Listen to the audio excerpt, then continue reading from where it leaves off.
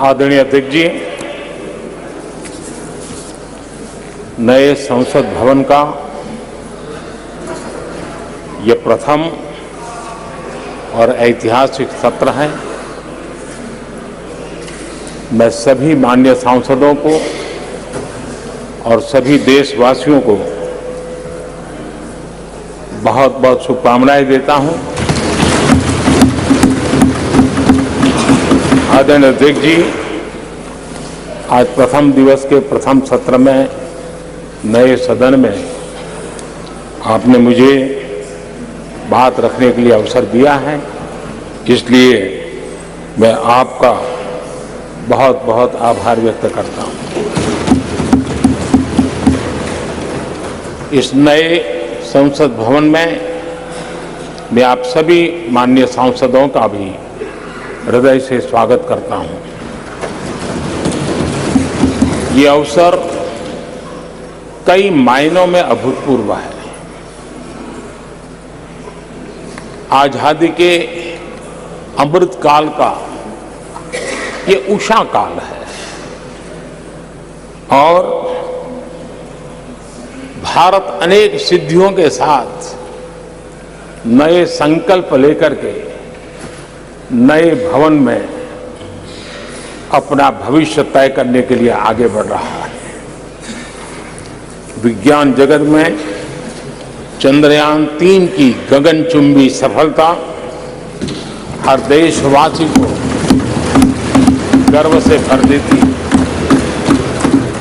भारत की अध्यक्षता में G20 का असाधारण आयोजन विश्व में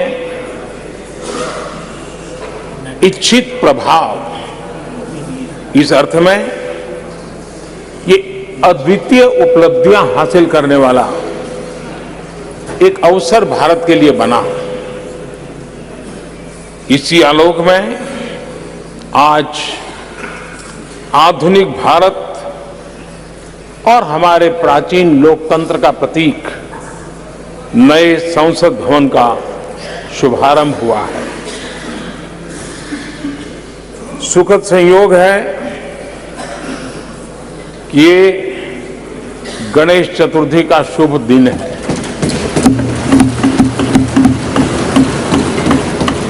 गणेश जी शुभता और सिद्धि के देवता है।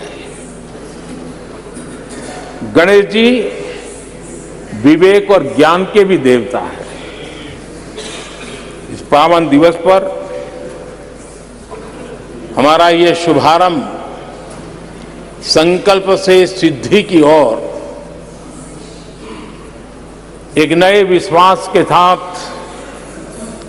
यात्रा को आरंभ करने का है। आजादी के अमृत काल में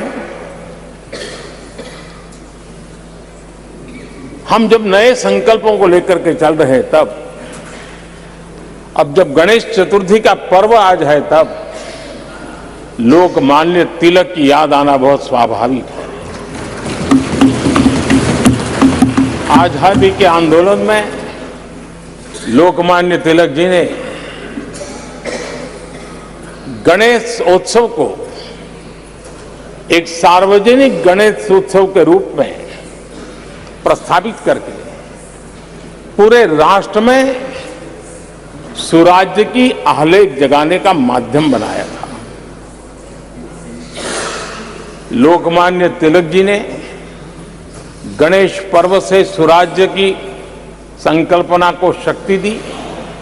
उसी प्रकार से आज ये गणेश चतुर्थी का पर्व लोकमान्य तिलक जी ने स्वतंत्र भारत स्वराज्य की बात कही थी। आज हम समृद्ध भारत गणेश चतुर्थी के पावन दिवस पर उसकी प्रेरणा के साथ आगे बढ़ रहे हैं। सभी देशवासियों को इस अवसर पर फिर एक बार मैं बहुत बहुत बधाई देता हूं। आदरणीय अध्यक्ष जी, आज संवत्सरी का भी पर्व है। ये अपने आप में एक अद्भुत परंपरा है। इस दिन को एक प्रकार से क्षमा वाणी का भी पर्व कहते हैं। आज मिच्छामि दुक्कड़म कहने का दिन है। ये पर्व मन से, कर्म से, वचन से अगर जाने अनजाने किसी को भी दुख पहुंचाया है तो उसकी क्षमा याचना का अवसर है। मेरी तरफ से भी पूरी विनम्रता के साथ, पूरे हृदय से आप सभी को, सभी सांसद सदस्यों को और सभी देशवासियों को मिच्छामि दुक्कड़म। आज जब हम एक नई शुरुआत कर रहे हैं तब हमें अतीत की हर कड़वाहट को भुलाकर आगे बढ़ना है। इस स्पिरिट के साथ जब हम यहां से, हमारे आचरण से, हमारी वाणी से, हमारे संकल्पों से जो भी करेंगे, देश के लिए, राष्ट्र के एक एक नागरिक के लिए वो प्रेरणा का कारण बनना चाहिए और हम सबको इस दायित्व को निभाने के लिए भरसक प्रयास भी करना चाहिए। आदरणीय अध्यक्ष जी, ये भवन नया है, यहां सब कुछ नया है, सारी व्यवस्थाएं नई हैं। यहां तक आपके सब साथियों को भी आपने एक नए रंग रूप के साथ प्रस्तुत किया है।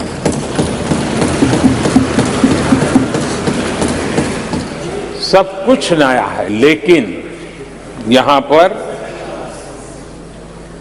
कल और आज को जोड़ती हुई एक बहुत बड़ी विरासत का प्रतीक भी मौजूद है। वो नया नहीं है, वो पुराना है और वो आजादी की पहली किरण का स्वयं साक्षी रहा है, जो आज अभी हमारे बीच उपस्थित है। वो हमारे समृद्ध इतिहास को जोड़ता है और जब आज हम नए सदन में प्रवेश कर रहे हैं, संसदीय लोकतंत्र का जब ये नया गृह प्रवेश हो रहा है, तो यहां पर आजादी की पहली किरण का साक्षी, जो आने वाली पीढ़ियों को भी प्रेरणा देने वाला है, वैसा पवित्र सेंगोल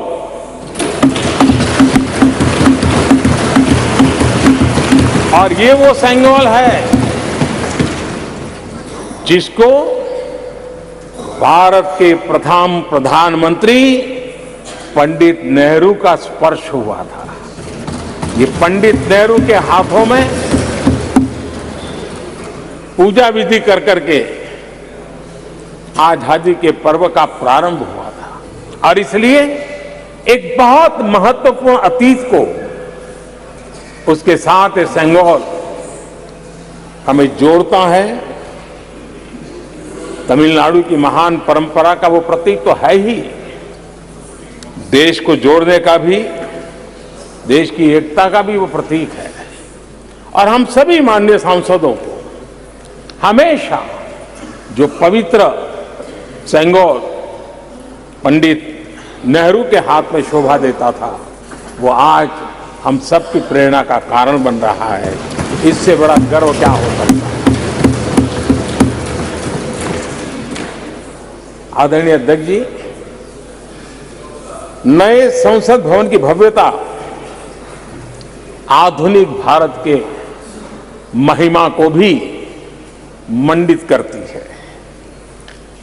हमारे श्रमिक, हमारे इंजीनियर्स, हमारे कामगारों, उनका पसीना इसमें लगा है और कोरोना काल में भी उन्होंने जिस लगन से इस काम को किया है, क्योंकि मुझे कार्य जब चल रहा था तब उन श्रमिकों के बीच आने का बार बार मौका मिलता था और खास करके मैं उनके स्वास्थ्य को लेकर के उनसे मिलने आता था।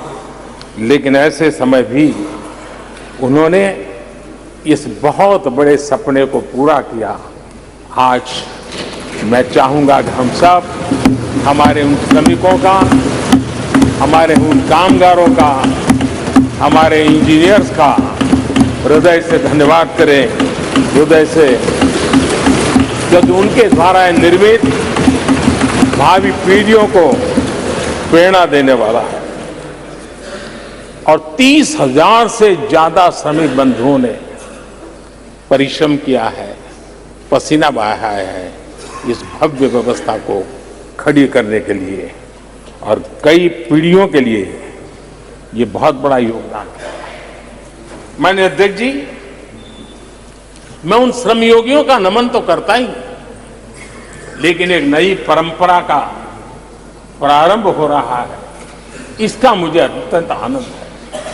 इस सदन में एक डिजिटल बुक रखी गई है, जिस डिजिटल बुक में उन सभी श्रमिकों के पूरा परिचय इसमें रखा गया है, ताकि आने वाली पीढ़ियों को पता चलेगा कि हिंदुस्तान के किस कोने से कौन श्रमिक ने आकर के इस भव्य इमारत को, यानी उनके पसीने को भी अमरत्व देने का प्रयास इस सदन में हो रहा है। ये एक नई शुरुआत है, शुभ शुरुआत है और हम सब के लिए गर्व की शुरुआत है। मैं इस अवसर पर 140 करोड़ देशवासियों की तरफ से, मैं इस अवसर पर लोकतंत्र की महान परंपरा की तरफ से हमारे इन श्रमिकों का अभिनंदन करता हूं। आदरणीय अध्यक्ष जी, हमारे यहां कहा जाता है यत् भावो तद् भवति, और इसलिए हमारा भाव जैसा होता है वैसे ही कुछ घटित होता है। यद् भावो तद् भवति, और इसलिए हम जैसी भावना करते हैं और हम जैसी भावना करके प्रवेश किया है, मुझे विश्वास है भावना भीतर जो होगी हम भी वैसे ही खुद भी बनते जाएंगे और वो बहुत बड़ी स्वाभाविक है। भवन बदला है, मैं चाहूंगा भाव भी बदलना चाहिए, भावना भी बदलनी चाहिए।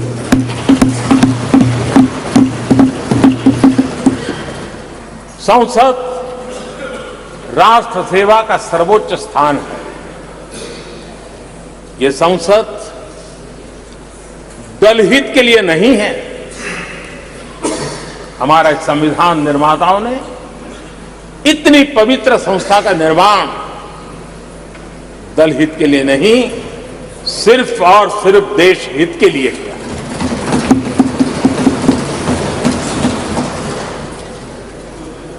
नए भवन में हम सभी अपने वाणी से, विचार से, आचार से संविधान के जो स्पिरिट है उन मानदंडों को लेकर के, नए संकल्पों के अनुसार नई भाव को लेकर के, नई भावना को लेकर के, मैं आशा करता हूं अध्यक्ष जी, आप कल भी कह रहे थे, आज भी कह रहे थे, कभी स्पष्ट कह रहे थे, कभी थोड़ा लपेट कर भी कह रहे थे, हम सांसदों के व्यवहार के संबंध में मैं मेरी तरफ से आपको आश्वासन देता हूं कि हमारा पूरा प्रयास रहेगा और मैं चाहूंगा कि सदन के नेता के नाते हम सभी सांसद आपकी आशा अपेक्षा में खरे उतरें, हम अनुशासन का पालन करें, देश हमें देखता है। आप जैसा दिशा निर्देश करें। लेकिन माननीय अध्यक्ष जी, अभी चुनाव तो दूर है और जितना समय हमारे पास बचा है इस पार्लियामेंट के, मैं पक्का मानता हूं कि यहां जो व्यवहार होगा ये निर्धारित करेगा कि कौन यहां बैठने के लिए व्यवहार करता है और कौन वहां बैठने के लिए व्यवहार करता है।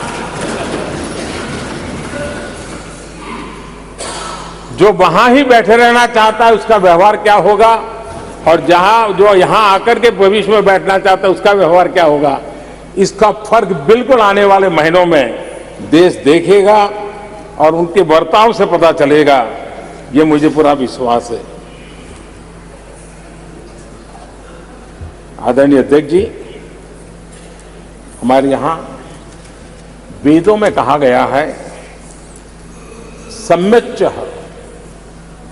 सब्रता भूत्वा वाचम वदत भद्रया, अर्थात हम सब एक मत होकर, एक समान संकल्प लेकर कल्याणकारी सार्थक संवाद करें।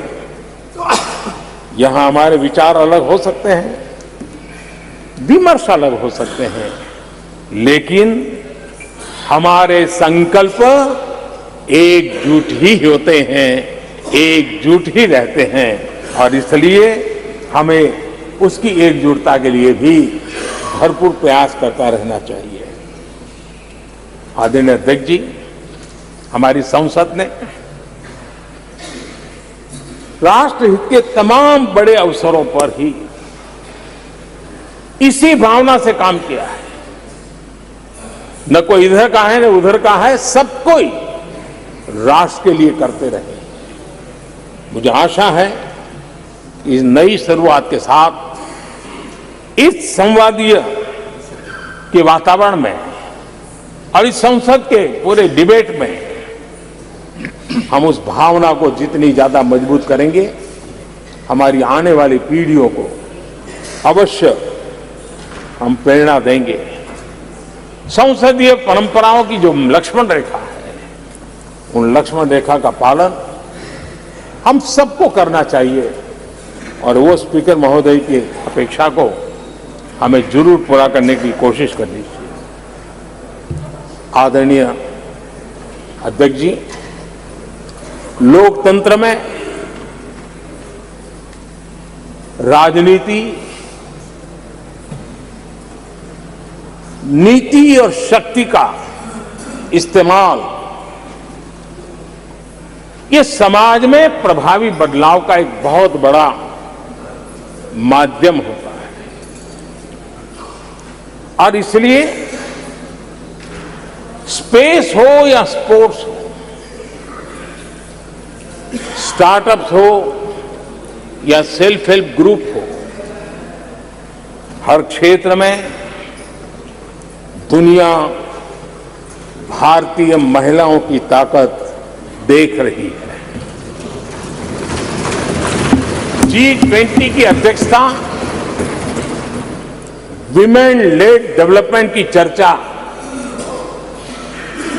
आज दुनिया इसका स्वागत कर रही है, स्वीकार कर रही है। दुनिया समझ रही है कि सिर्फ महिलाओं के विकास की बात इनफ नहीं है। हमें मानव जाति की विकास यात्रा में उस नए पड़ाव को अगर प्राप्त करना है, राष्ट्र के विकास यात्रा में हमने नई मंजिलों को पाना है, तो यह आवश्यक है कि विमेन लेड डेवलपमेंट को हम बल दें और G20 में भारत की इस बात को विश्व ने स्वीकार किया है। महिला सशक्तिकरण की हमारी हर योजना ने महिला नेतृत्व करने की दिशा में बहुत सार्थक कदम उठाए हैं। आर्थिक समावेश को ध्यान में रखते हुए जनधन योजना शुरू की। 50 करोड़ लाभार्थियों में से भी अधिकतम महिला बैंक अकाउंट के धारक बनी है। ये अपने आप में बहुत बड़ा परिवर्तन भी है, नया विश्वास देता है। जब मुद्रा योजना रखी, ये देश गर्व कर सकता है कि उसमें बिना बैंक गारंटी 10 लाख रुपए की लोन देने की योजना, और उसका लाभ पूरे देश में सबसे ज्यादा महिलाओं ने उठाया। महिला एंटरप्रेन्योर का एक पूरा वातावरण देश में नजर आया।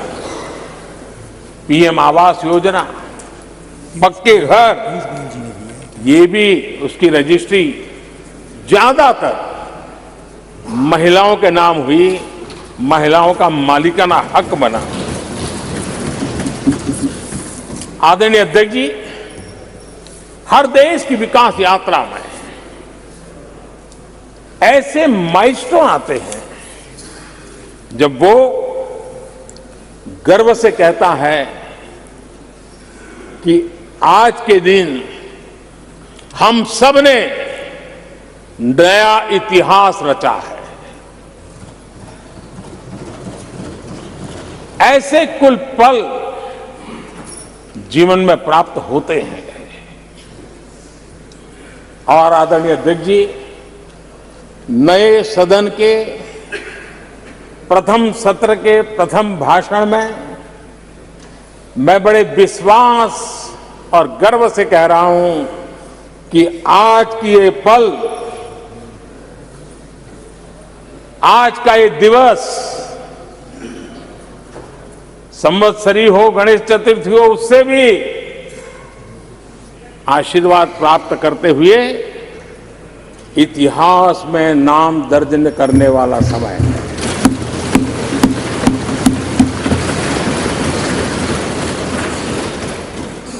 हम सब के लिए पल गर्व की पल है। अनेक वर्षों से महिला आरक्षण के संबंध में बहुत चर्चाएं हुई हैं, बहुत वाद विवाद हुए हैं।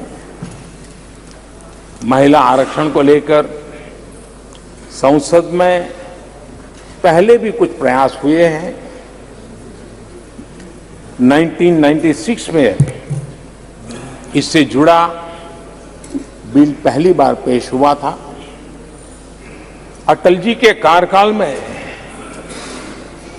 कई बार महिला आरक्षण का बिल पेश किया गया, कई बार, लेकिन उसे पार कराने के लिए आंकड़े नहीं जुटा पाए और उसके कारण वो सपना अधूरा रह गया।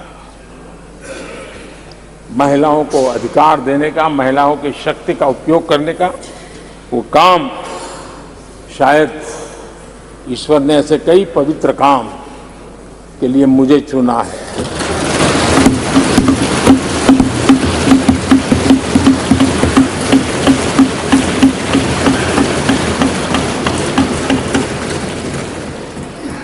एक बार फिर हमारी सरकार ने इस दिशा में कदम बढ़ाया है। कल ही कैबिनेट में महिला आरक्षण वाला जो विधेयक है उसको मंजूरी दी गई है।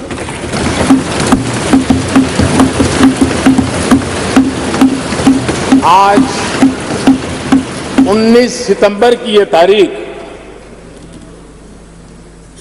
इसीलिए इतिहास में अमरत्व को प्राप्त करने जा रहे हैं। आज जब महिलाएं हर सेक्टर में तेजी से आगे बढ़ रही हैं, नेतृत्व कर रही है, तो बहुत आवश्यक है कि नीति निर्धारण में, पॉलिसी मेकिंग में हमारी माताएं, बहनें, हमारी नारी शक्ति अधिकतम योगदान दें, ज्यादा से ज्यादा योगदान। योगदान ही नहीं, वे महत्वपूर्ण भूमिका निभाएं। आज इस ऐतिहासिक मौके पर नए संसद भवन में सदन की पहली कार्यवाही के रूप में उस कार्यवाही के अवसर पर देश के इस नए बदलाव का आह्वान किया है और देश की नारी शक्ति के लिए सभी सांसद मिलकर के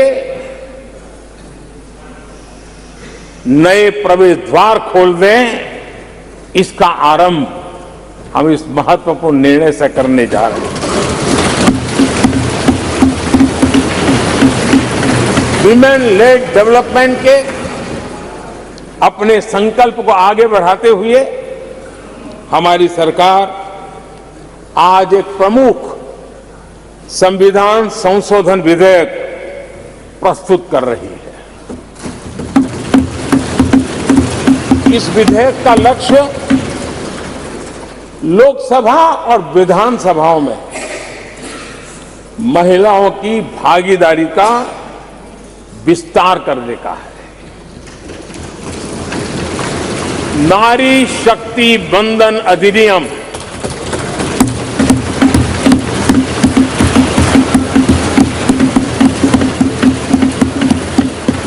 नारी शक्ति बंधन अधिनियम, इसके माध्यम से हमारा लोकतंत्र और मजबूत होगा।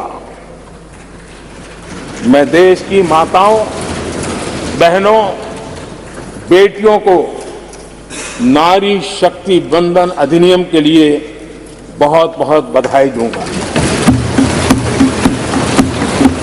मैं सभी माताओं, बहनों, बेटियों को आश्वस्त करता हूं कि हम इस बिल को कानून बनाने के लिए संकल्पबद्ध है।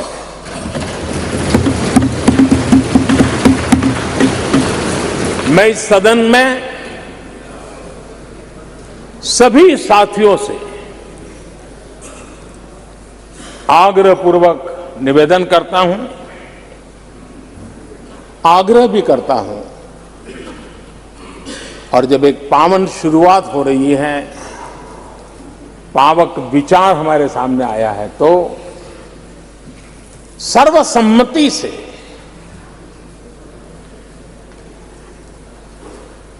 जब ये बिल कानून बनेगा तो उसकी ताकत अनेक गुना बढ़ जाएगी।